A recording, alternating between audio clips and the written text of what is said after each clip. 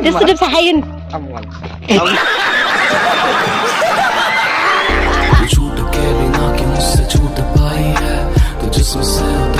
Hello everyone, आंनि मोनसे गोदान भिडिअ नोंथांमोनखौ बरायनो थाहरबाय। ओमफ्राय दिनैनि भिडिअआ जाहैगोन आं दङ क'क्राझाराव नै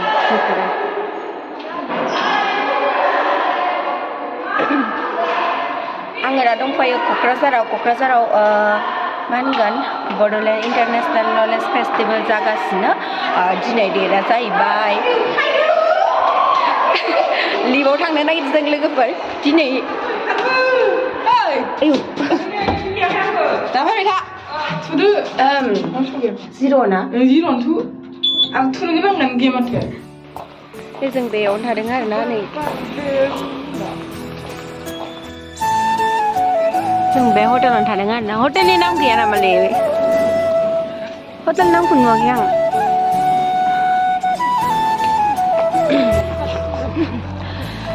जों एसे माने क'क्राझार टाउनखौ बेरायनो नायनि आरोना माबायदि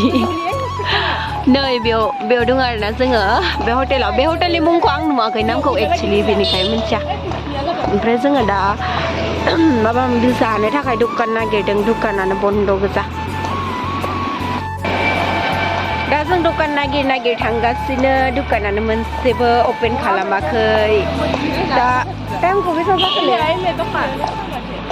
रायलायखौ मोजां दखान दं फैफिनबायना फैनायबाबो दखानानो मोनसे खुलियाखै ओमफ्राय ओरैनो थाबायना फैनोसै आरोना बिथिं बैयाव खुलिदों मोनसे दा जाहैनोसै ओमफ्राय दा 7:18 जादों नालाय ओमफ्राय मर्निं टाइम स' बेनिखायनो खुलियाखै मालाय मानसिफोरा ओरैनो थाबायगासिनो बेलाय दखान खुलिदों एसे थाबायनोसै आरोना जोङो आंहा जि पिम्पल जादों नै फैनानै क'क्राझाराव ओरैबायदि सादोंना पिम्पला साया गोथाव ना गोथाव ककनि साया माबायदि गोथाव मा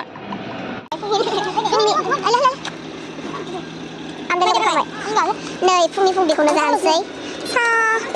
लोंला आङो बेखौ जानोसै केसरिनो बेयो केसरि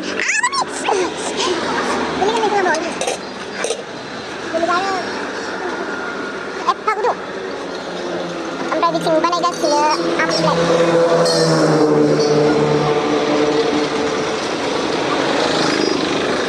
लोगोफोरा सुमित्रा मा जादों गोथाव ना गोथाव जानायाखैनो आं टेस्ट जागोन माने लोगोसे आं आमलेट जाफादों नै ओं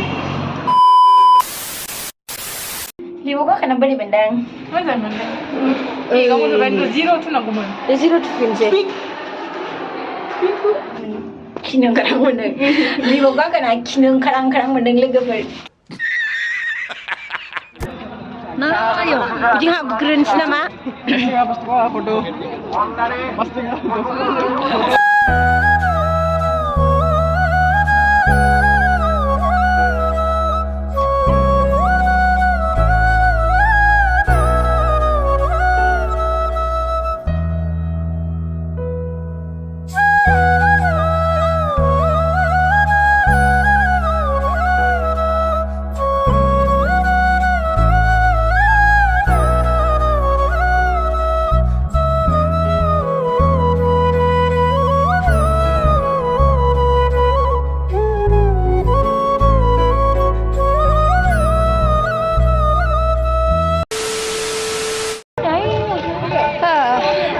जों दा प्रग्रामाव दंफायो नै आंना लोगोफोरा दे लोगोफोरा हाय होनदों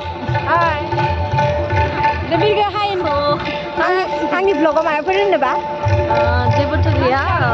गासैबो पारफेक्ट आं आरो जायगानि माबाखौसो डिटेल्सखौसो रोङिखि थिगानो everything is perfect we are enjoying here so I hope you will guys love it thank you बिदि जादों नै